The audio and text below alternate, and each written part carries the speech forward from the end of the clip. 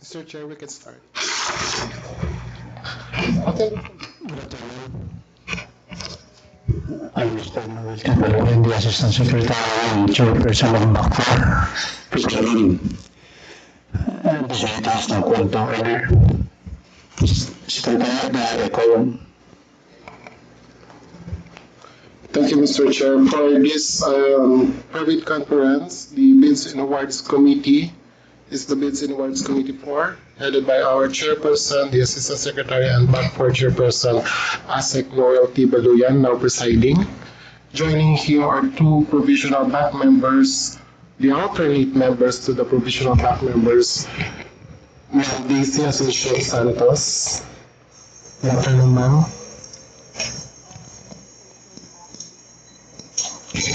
Joining us also is another alternate to the provisional PAC member, Ma'am Bessie C. Agamata. Good afternoon, ma'am. Good afternoon, Chair. Good afternoon, everyone. Mr. Chair, we already have a quorum and the back secretariat is now ready to take the minutes of this private conference. Mr. Chair. Thank you, Mr. Chair. Before we proceed, may we have a short prayer to be led by Mr. J.M. Baldelobar. Let's bow our heads and feel the presence of our Lord. Loving Heavenly Father, we come to you this hour asking for your blessing and help as we are gathered together. We pray for guidance in the matters at hand and ask that you would clearly show us how to conduct our work with a spirit of joy and enthusiasm. Give us the desire to find ways to excel in our work. Help us to work together and encourage each other to excellence. We ask that we would challenge each other to reach higher and farther to be the best we can be. We ask this in the name of Jesus Christ. Amen. Thank you, Mr. J.M. We would like also to acknowledge the presence of our end user representatives. First, we have Ms. Judy R. Mendoza.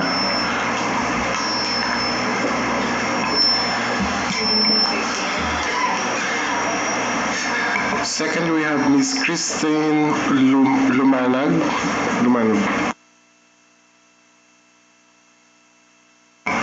And joining the BAE is from BLR, Mr. Emilio Celedonio. Good afternoon po, Mr. Chair. Good afternoon po sa lahat. Also present here in this private conference are the back secretariats. We have Mr. J.M. Baldelobar, Mr. John Esguerra, Mr. Joel Faustino, Mr. Rodrigo Balia, and yours truly, Laura L. Roberto Jr. Joining us also online is the back secretariat supervising administrative officer, Mr. James Ronald Gallego Iberas. Good afternoon, Sir James. Good afternoon, Mr. Chair, and the rest of the members of the back. Thank you, Sir James. Now, for the prospective bidders, may we invite all to please approach the mic, state your name and the company you are representing. Maybe we can start with the lady over here. Please, thank you. Good afternoon, everyone po. I'm Jeline from FNB Educational Incorporated po.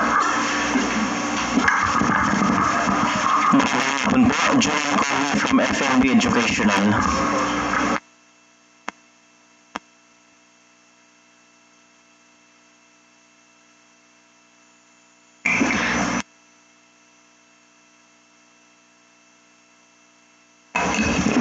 Good afternoon, everyone. I'm James De Castro, Midtown Printing Company Incorporated. Good afternoon, Mary Grace Cruz representing Mexico Printing Company Inc. Good afternoon, everyone. Jane Valente from Mind Printing. Good afternoon, everyone. Naida Yazon from Rex Printing Company Inc. Good afternoon, everyone. Catherine Silva from FAP Printing Corporation. Thank you. Good afternoon. I'm Salvador Bakar from Trimiga. Excuse me, paki-ano yung mic para for the record purposes, please. Thank you. Good afternoon, Chair.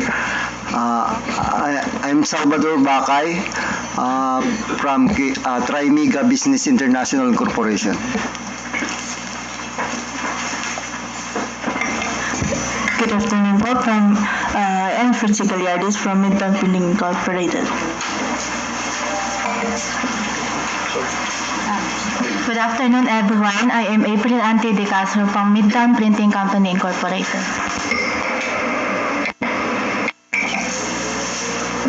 Good afternoon, everyone. I'm Giovanni from Rico Paper Corporation. Good afternoon, everyone. I'm Lito Alcodia from Asian Graphics Printing.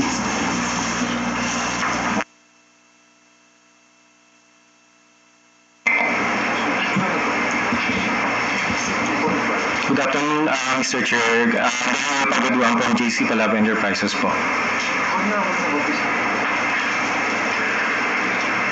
Magandang hapon po, Dante Bonifacio Jr. from JC Palaba Enterprises. Thank you. Hi, good afternoon from Bain Publishing, Kristen Diaz. Good afternoon, everyone. Kim Jaren of Edu Resources. Good afternoon po sa lahat. Carol Lee from Solid Printing po.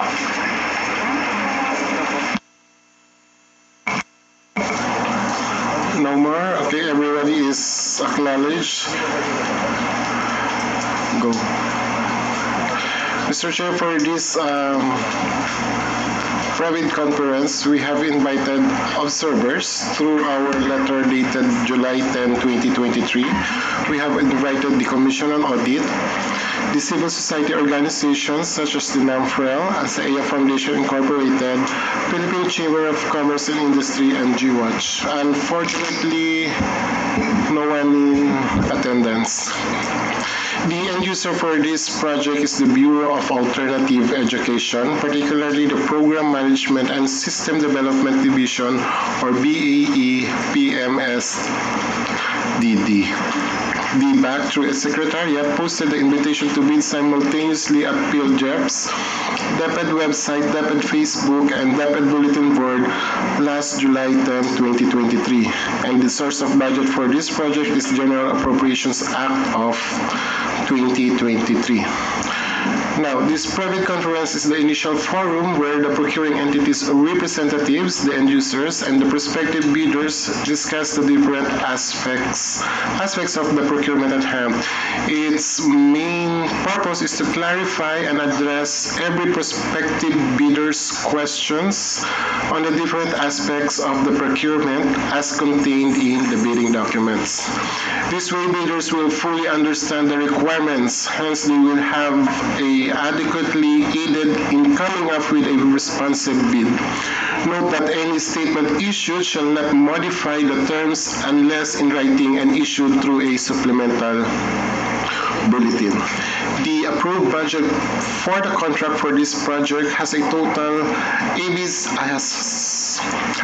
amount of 329,274,514, broken down into 4 lots. For lot number 1, the modules is for Zone 1, Regions 1, 2, 3, and CAR, with a quantities of 8,562 and ABC of 40,378,091 pesos and 14 cents.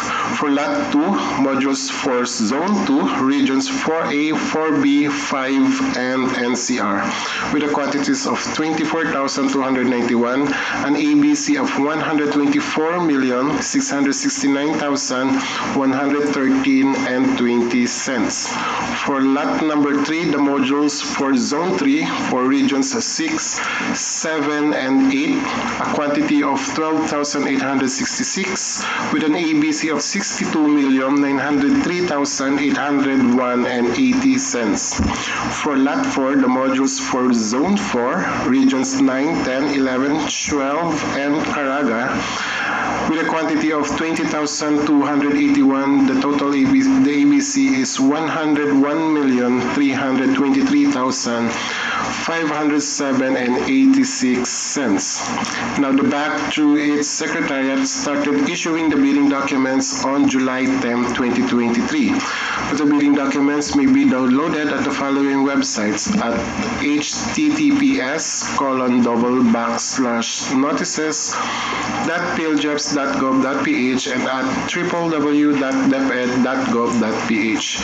The cost of bidding documents has a total amount of 50,000 pesos. If you're bidding for Lot 1, the amount is 6,100. For Lot 2, 19,000. For Lot 3, 9,500, and for Lot 4, 15,400.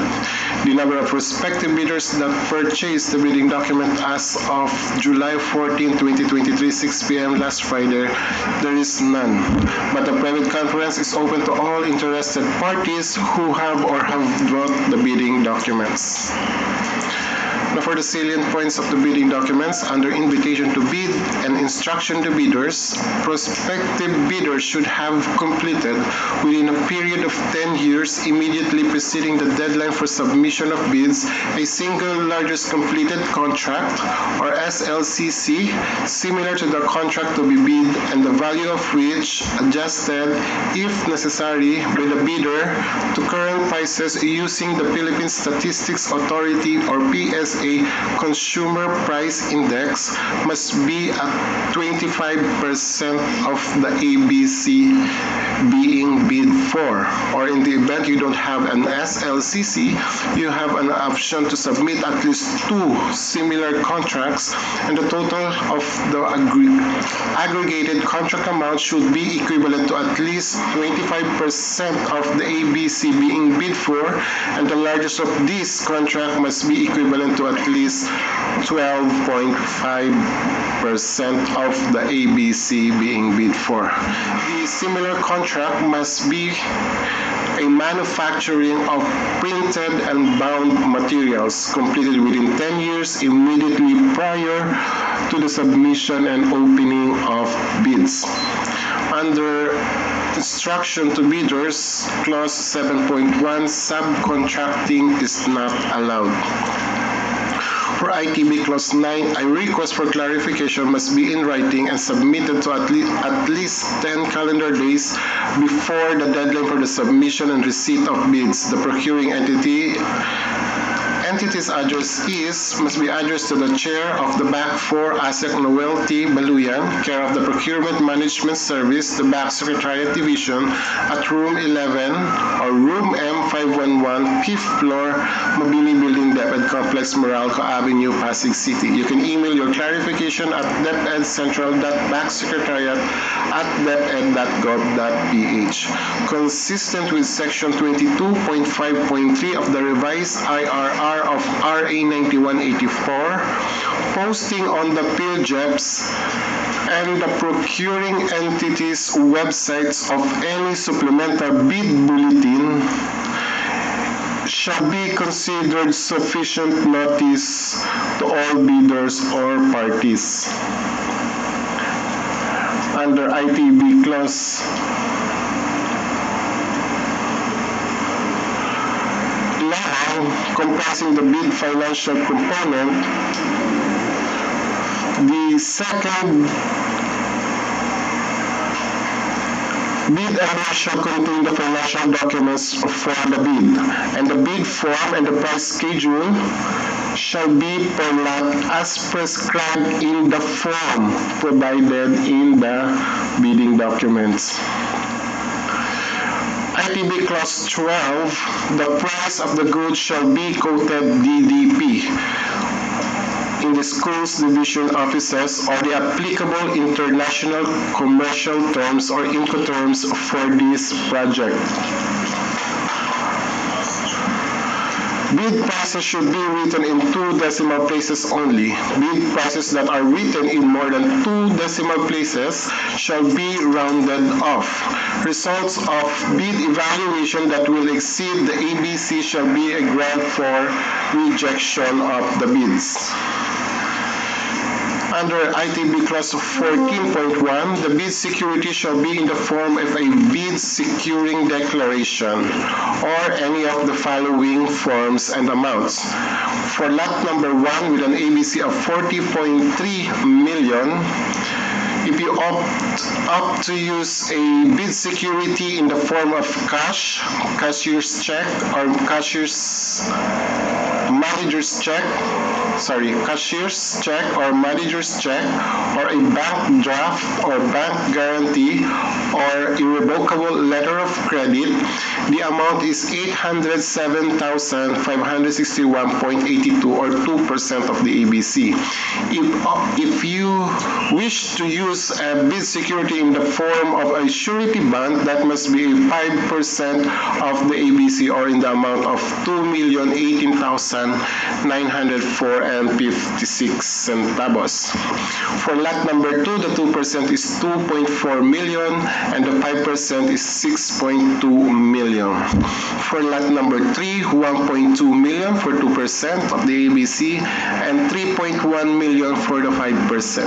And for lot 4, 2 million for a 2% of the ABC and 5 million for the 5% of the ABC. Under ITB Clause 14.2, bid securities other than the bid securing declaration shall be turned over to the NAPED Cash Division for custody. The bid securing declaration shall be under the custody of the Bank Secretariat. Bid securities shall not contain any deletion, crossing out, expansion, or any form of correction. Otherwise, NAPED may reject such security if any such intercalation, superimposition, or alteration affects any material information or feature of the document. In ITB Clause 15, prospective bidders shall enclose the original eligibility and technical documents in a sealed envelope marked as original technical proposal. Copies thereof shall be similarly sealed in envelopes marked as Copy 1 Technical Proposal and Copy 2 Technical Proposal. In addition, the USB flash drive containing the soft copy of the original eligibility and technical documents shall be marked as a USB flash drive. The said envelopes containing the original and the copies and the flash drive shall be then enclosed in one single envelope marked as Technical Proposal. On the other hand, the original of their financial documents shall be enclosed in another sealed envelope marked as Original Financial Proposal. Copies thereof shall be similarly sealed in envelopes marked as Copy number 1 Financial Proposal and Copy number 2 Financial Proposal. The USB flash drive containing the soft copy of the original financial documents shall be marked as USB flash drive. The envelopes containing the original and the copies and the flash drive shall be then enclosed in one sealed envelope marked as Financial Proposal. Further, the envelopes marked as Technical Proposal and Financial Proposal shall be enclosed and sealed in an outer envelope marked as Mother Envelope. Under Clause 15, any discrepancy between the hard paper copies and the copies contained as presented in the USB flash drive shall be a ground for disqualification.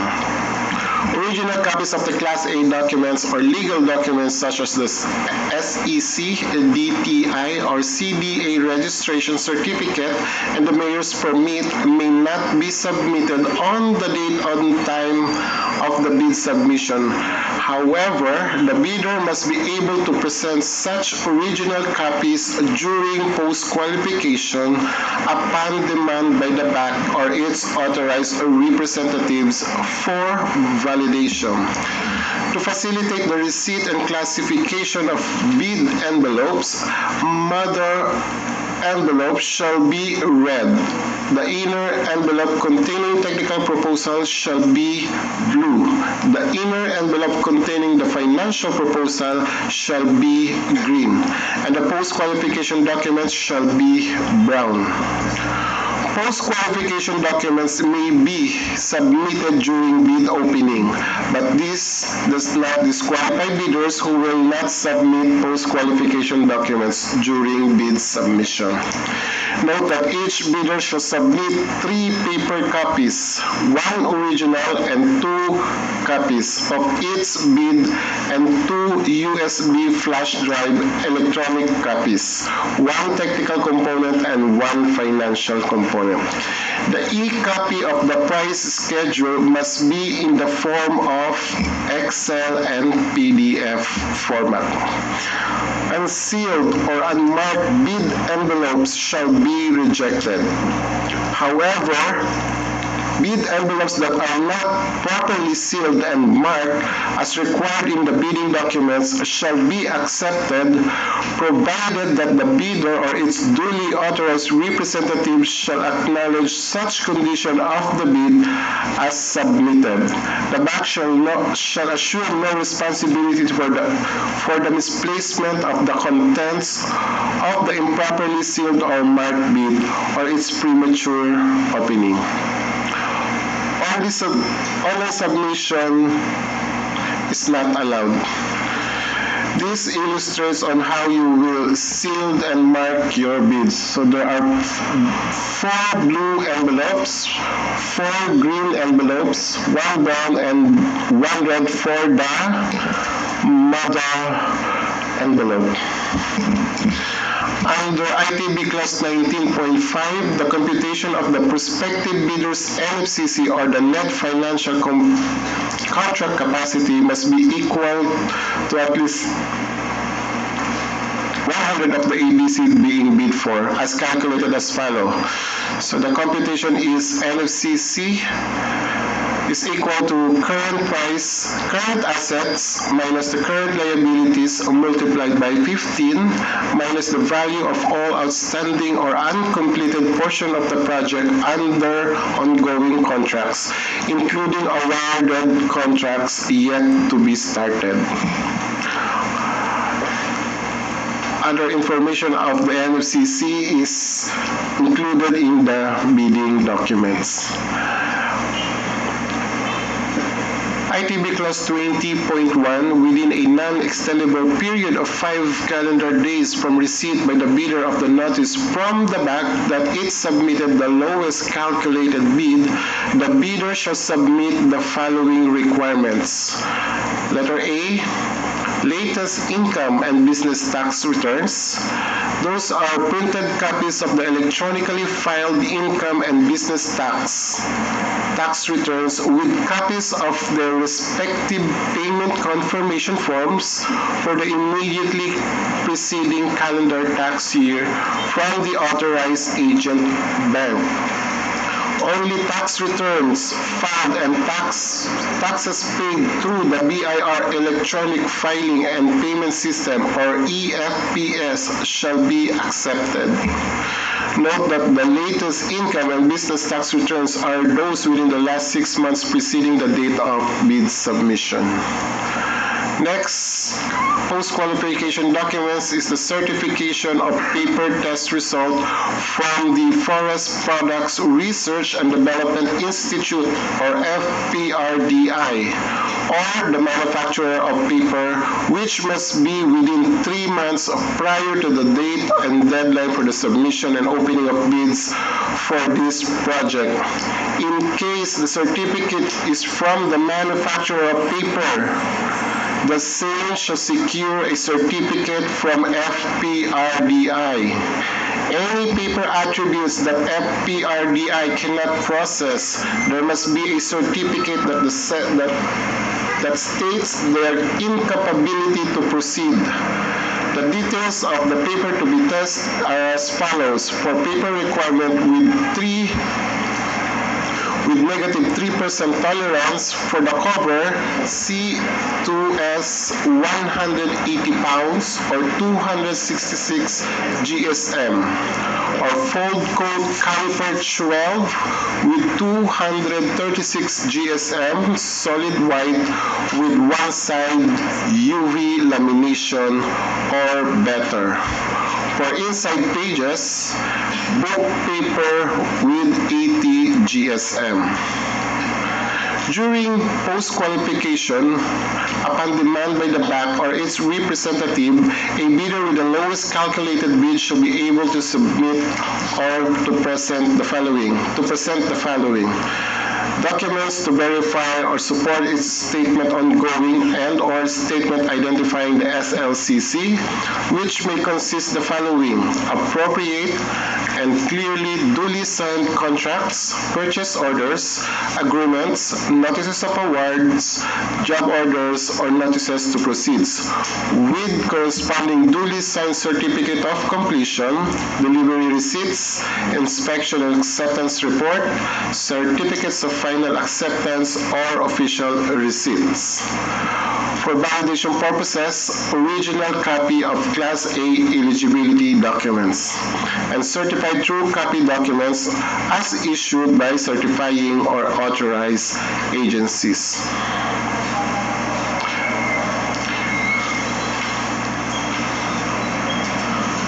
To facilitate post-qualification, the bidder at its option may submit in advance, that is the deadline for the submission and receipt of bids, the post-qualification requirements and other documents required in Section 2 ITB Clause 20.1. The envelope shall be placed in a brown envelope and marked as follows: ITB Clause 20.1 documents, the name of the project, the bid opening date, and the name of the bidder. Failure to submit the requirements for post-qualification within the required time frame or a finding against the veracity of any such documents or other documents submitted for the project shall be a ground for disqualification of the bidder for the award and the enforcement of the bid securing declaration. Under the special conditions of the contract, GCC Clause 2.2, Schedule of Payment, the method and condition of payment to be made to the supplier through the government disbursement procedure is within 60 days after the date of acceptance of goods at the project site and upon submission of the documents under the contract, which shall be as follows. The supplier may submit a request for payment based on the progress reports, which shall be attached to the progress billing and include the following. First, the actual quantity of goods delivered based on the schedule of delivery and other relevant terms and conditions of the contract. Second, the duly signed delivery receipts. Third, the duly signed inspection and acceptance reports, including certification by supplier as provided by the duly authorized DepEd representative that the goods have been delivered and or properly installed and commissioned in accordance with the contract. Fourth, the sales invoice. Fifth, warranty certificate. Sixth, the bank certificate with a valid account number for LDDAP.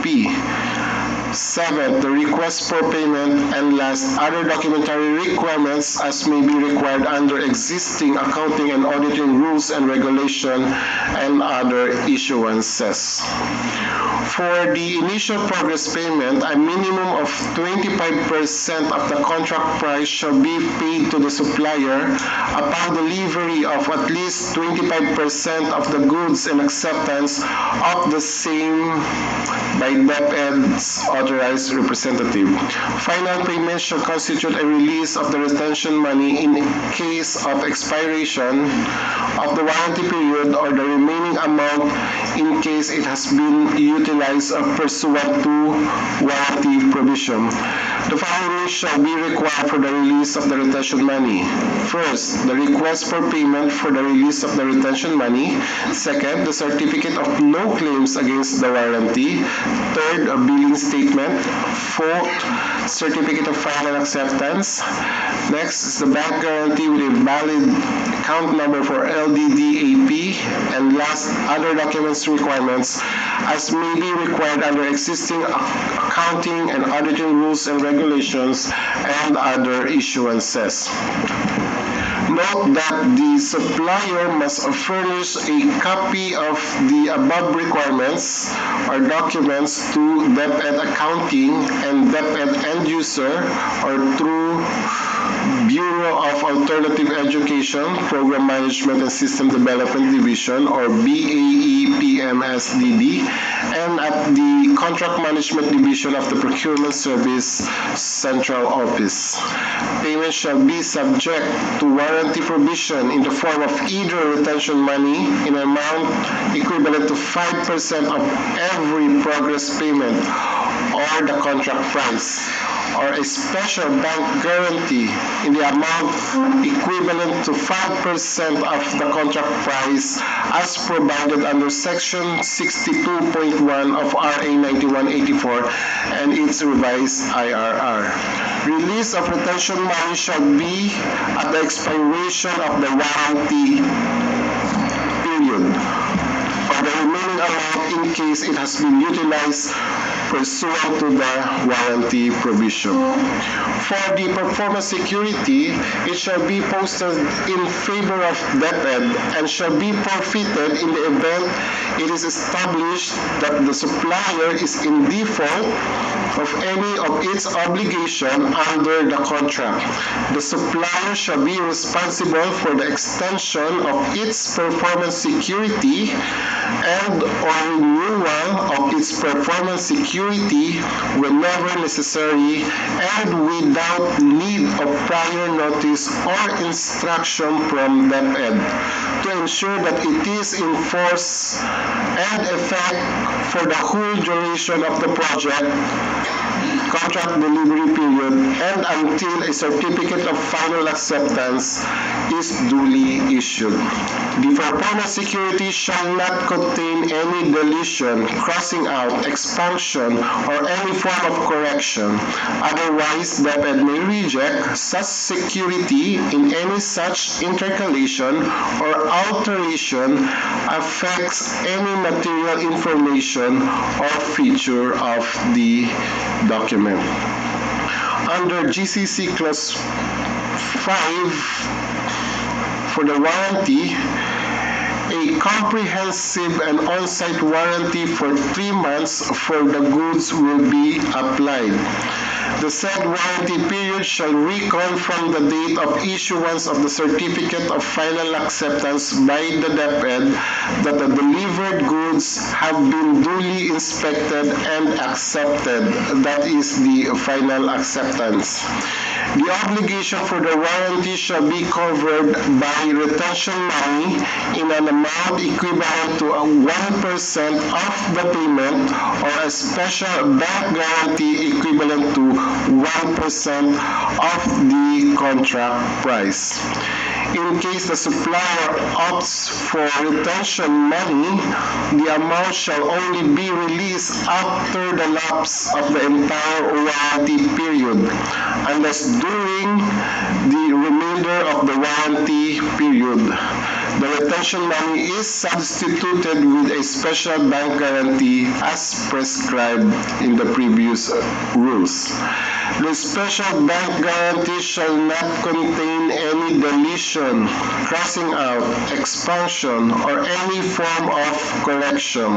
Otherwise, DepEd may reject such security or that special bank guarantee if such any intercalation, superimposition, or alteration affects any material information or feature of the document. For the schedule of requirements, the delivery schedule expressed below stipulates the date of delivery to the project sites. For lot number 1 for Zone 1, regions 1, 2, 3, and 4 with a quantity of 8,562, the delivery period must be within 120 calendar days from the date of receipt of the Authority to Mass Print or AMP. For lot number 2, the modules for Zone 2, regions 4A, 4B, 5, and NCR with a quantity of 24,292, still 120 calendar days.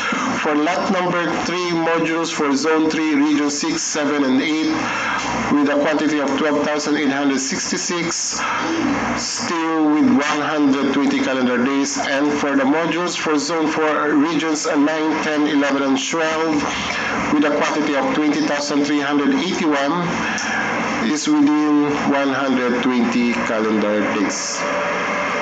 Complete delivery shall be made within the 120 calendar days from the date of receipt of the AMP. Goods shall be delivered and inspected at the regional and division offices stipulated in the allocation list as part of the bidding documents. For the specification, for the learning strand communication skills English with various titles, number of pages are indicated in the specification as well as the module size, the paper requirement for cover and inside pages, the colors for cover and inside pages, as well as the binding requirement and packaging requirement. State your compliance in the following column, whether you comply or not comply, and state your bidder's actual offer. Same as to the other modules for communication skills, Filipino with various titles. With the corresponding size, the paper requirement and the color, the binding and packaging, and for the, as well as for the learning strand for the life and career skills with various titles, the features of the technical specification as provided in section 7, technical specification of the bidding documents. Be informed or advised of the no contact rule under section 32.1 of the IRR of RA 9184. Members of the bank, including its staff and personnel, as well as its secretariat and TWG, are prohibited from making or accepting any communication with any bidder regarding the evaluation of their bids until the issuance of the notice of award. However, the bank, through its secretariat, may ask in writing the bidder for a clarification of its bid. All responses to requests for clarification shall be in writing.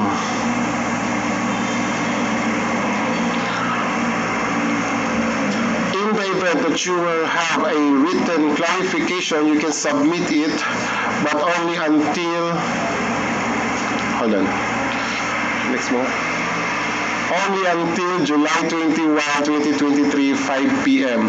You can submit your written clarification at deped.backsecretariat@deped.gov.ph. Take note of the deadline for the submission and opening of bids, which is on July 31, 2023, 1:30 p.m. here in BCD Conference Room, 3rd floor, Mabini Building, DepEd Complex, Meralco Avenue, Pasig City. Late bids shall not be accepted. That will be all, Mr. Chair.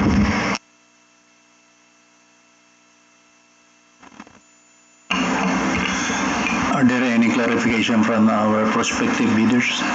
The floor is now open for any clarification.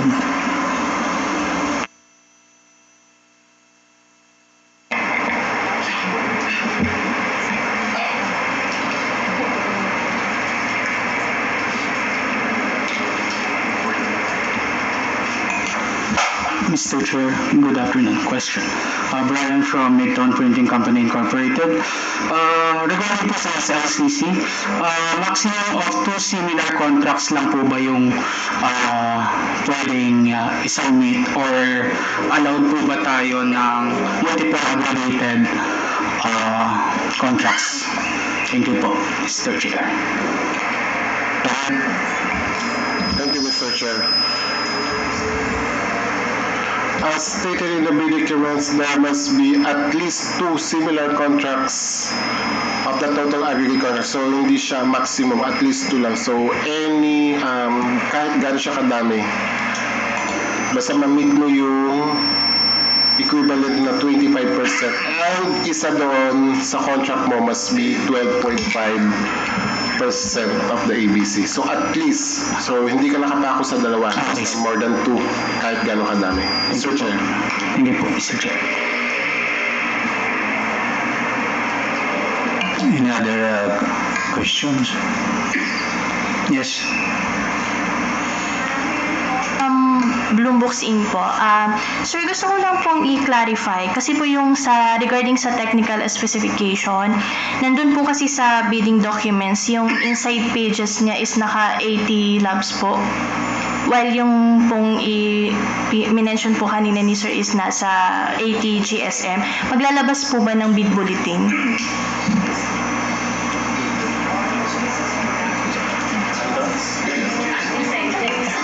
Isang nakalagay GSM, pero dyan sa technical One paper yata eh. book paper 8 pounds. 80 pounds. Oo nga.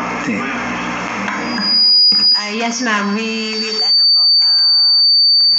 issue bid bulletin for that. It should be 80 LBS, not 80 GSM. 118 equivalent to 118 GSM. For correction po, tama po ba? Ang dapat po naming sundin is 118 GSM po, not 80 GSM. Thank you po. Yung sa narrative, sir, now. Pero tama yung sa matrix. Nasa instruction to bidders, sir, kanina.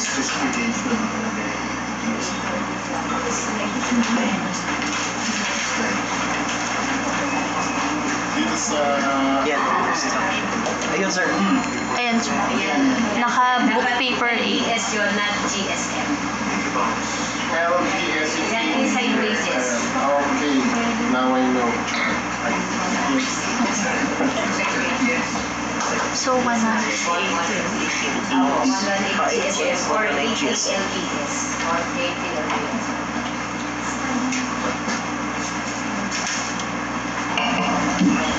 Is the question clarified? Yes, Mr. Chair. Thank you. Thank you. Okay, any other clarifications? Yes.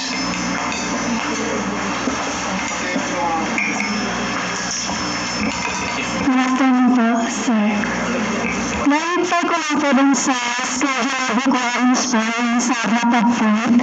Nakalagay po kasi dun is respect for this regional integration. Alin po ba dun?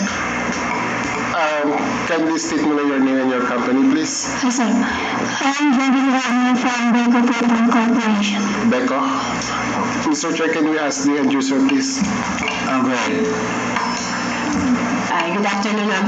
Regarding mo sa delivery points po, there are sets of modules to be delivered in regional offices.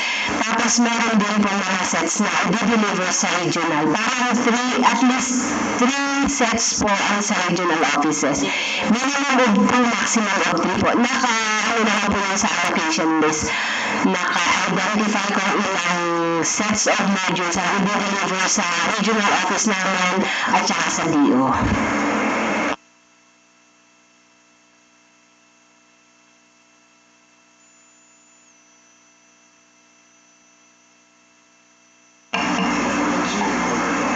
Okay, yes. Mr. Chair, you will set how many modules or titles, and if budget po, may plus minus box daw po ba percent? Ayun yun, sir. Okay. Sir, regarding po dun sa sets, nakalagay po dyan 50 as modules. So, yun po ang equivalent na isang set, 50 po ang total. Tapos, regarding po sa box, dun po sa packaging details, may ano po kami recommended boxes po. Parang ano po, dapat not more than 20 kilos ang isang box. Nandun po sa specs po ng packaging details, yung details po para sa boxes. Thank you po, ma'am. Thank you, back. Any other queries? Yes, please. Sorry. Good afternoon. Christine Diaz po from Dane Publishing. Gusto ko lang po i-clarify yung size na 8.27 by 11.69 which is A4 size. Normally po kasi as per experience namin from the previous bidding, ang size po ng modules is 8.25 by 10.75. Personally lang po kasi sir, mas madali sana sa akin yung size na yun since sa web siya ipiprint. Kung A4 size po kasi, mostly po nasa sheet fed siya. So medyo mas mabagal siya i-print, especially for colors yun. Although, hindi ko lang po sure kung merong may web na naka-size for A4 size. Pero mostly po kasi ang size lang namin is up to 8.25 by 10.34. Sinong sa inyo, sir? So, yun po kasi modules na nakadesign for ALS is A4 size po talaga. So, yun po yung require namin size for the modules. May sample po kami dito na para pwede nyo pong makita. Nagdala po kami ng sample. Matagal na po kasi sa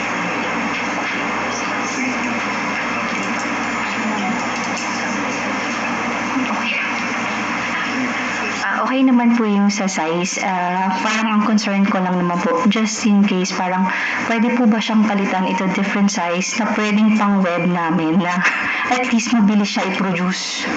Kasi po pag sheet fed po talaga, as per my computation po, 123 days siya sa printing pa lang. So kung meron tayong 120 days na until ma-deliver siya, baka hindi po kayanin. Kung pwede lang naman po.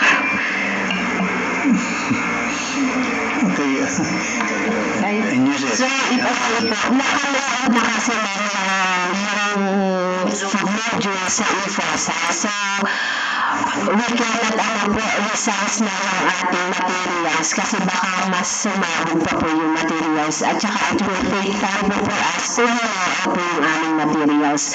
Pero regarding po dun sa 120 calendar days, so siguro din po only as the suppliers, po yung 50 buwan na contract duration for us to consider po para sa project. Thank you.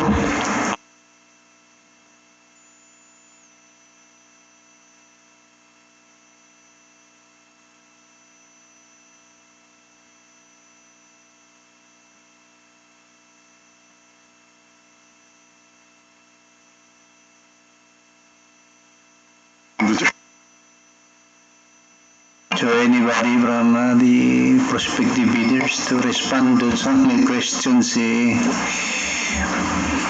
end user? If I may po, sir. Siguro po kung sakasakali, sheetpad naman, parehas naman may sheetpad.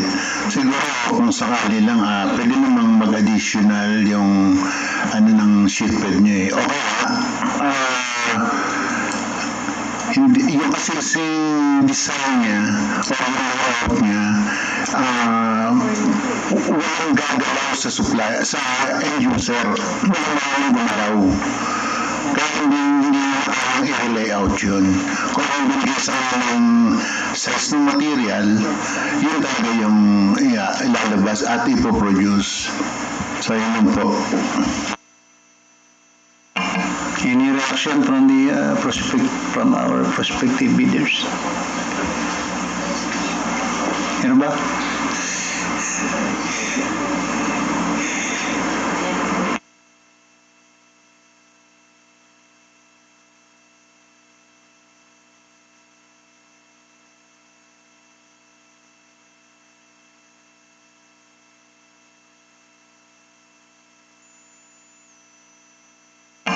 Or any other queries pa other than what was raised?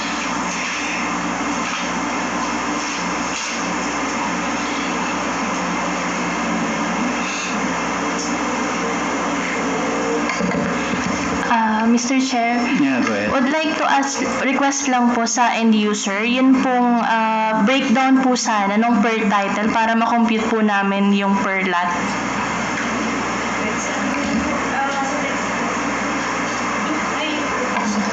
Ma'am, din po sa na-present ni Sir Lau, naka-present na po yung how many titles will be printed per how many sets pa will be printed per zone. Doon sa zone natin, di ba?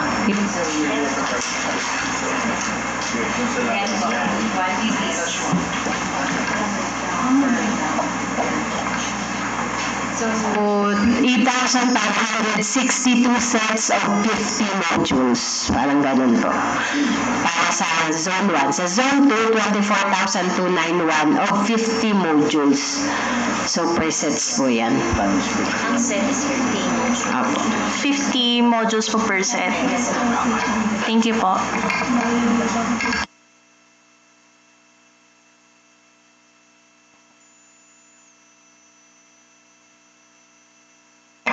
In addition lang po dun sa question kanina na about dun sa sets, kasi for example, yung Zone 1, Region 1, 2, 3, and CAR is 8,562.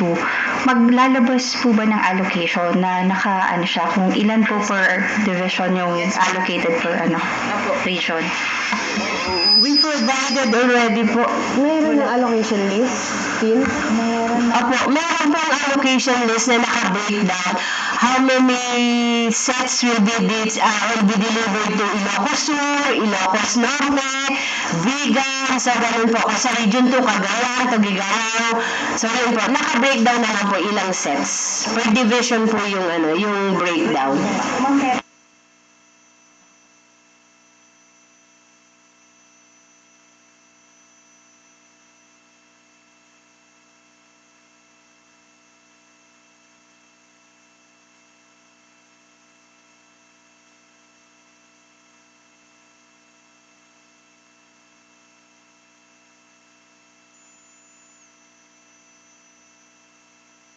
Tama po ba? Yung requirement po ng Region 1 is 8,834 pa. Pero Region 1 pa lang po yun. Zone 1 po is 1, 2, 3, and CAR. Kaya po, nagko-confuse lang po kung ilan ang allocated per division ng bawat region. Okay po. We'll provide na lang po sa back secretary ng latest allocation list namin and will be part of the supplemental bid bulletin. Thank you.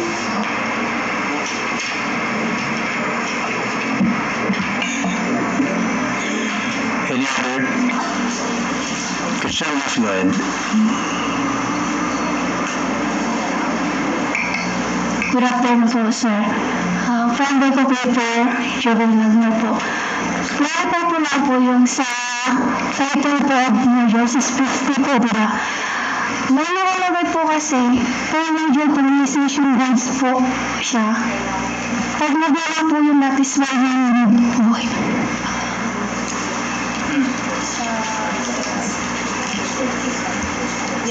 Yes, ma'am. Nakaset po siya. 50, one session guide, one module po. Pero, i-will check po dito sa allocation list na latest namin. Kasi mukhang, yung isang set, hindi ganun kadami din yung allocation list na section guide. We will provide na lang po yung latest allocation list. Para po is one set ng module with one session guide po. Pero hindi siya ganun. Kung 8,900 sets ang modules, parang hindi ganun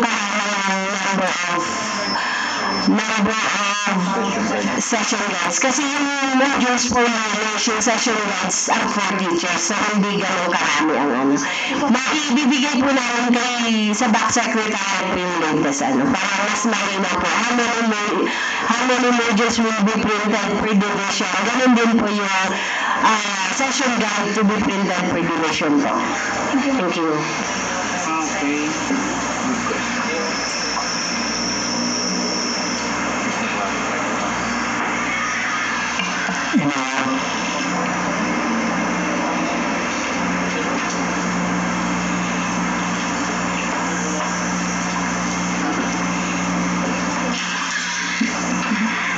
wala na yata, Secretariat.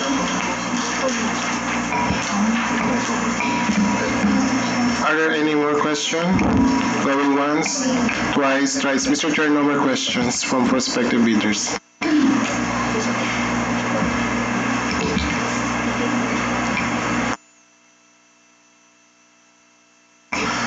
The back may now terminate this private conference since no more questions. Going once, twice, thrice. No more questions, Mr. Chair. Ito, isa pa. Last question. Captain Felix. Yeah. So sa pangalat po, isang po sa lot 1, sa quantity po na sa Monthly, pagdating po doon sa Annex A, iba po ang nakalaro na quantity. Ano po ang susundin na quantity po? Annex A yung allocation. May quantity po nung na-allocate po. Ay, quantities. Sige ma'am, i-update po namin yan based on the zoning. Apo. Thank you po. Yan po. I-ano po namin siya. Ayusin namin. Yan po kasi yung kabuoang totals ng zones 1 to 4, 59,500. Tapos, ang number of session guides, 66 lang. So, yan po yung i-breakdown namin into zones. Pero naka-breakdown naman po. Yun na lang lilinawin namin sa session guides. Yung i-breakdown namin ng 66 into 4 zones. Pero yung pong modules, yung po yung kaninang breakdown na present kanina. Yung 8, 9, 20,000 plus, yun po. Ang total.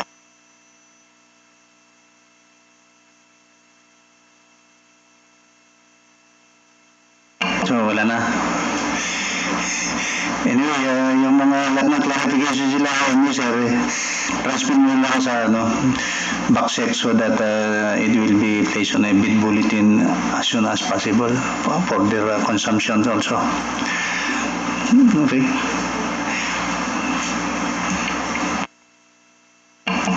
If there are no more things to discuss, is there a motion to terminate this pre-bid conference? Mr. Chair, I move that the pre-bid conference for this project be terminated. I second the motion.